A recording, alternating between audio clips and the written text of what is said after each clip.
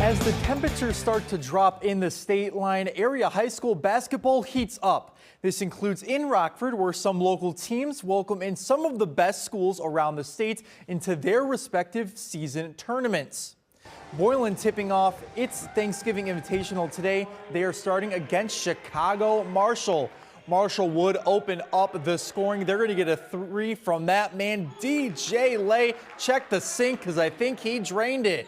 Now the Titans are down 7-4. They're going to find Christian Kennedy into the corner. He also drains it. 14 points for him on the contest.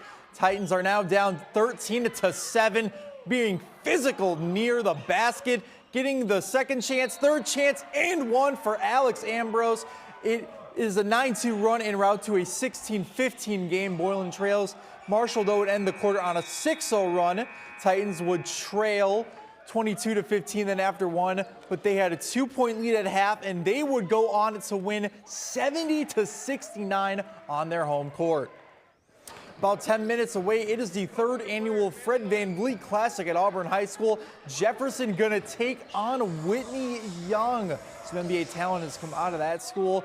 Jayhawks would take a 1-0 lead, but things would be going swimmingly for the Whitney Young Dolphins. We got Marquise Cluck here on the fast break, getting the bucket off of the steal. Then they're going to find Caden Crudup. He is going to be on the left side, or on the right side, draining the three there. Dolphins would get out now to a 10-1 lead. Now, though, much closer score into the second.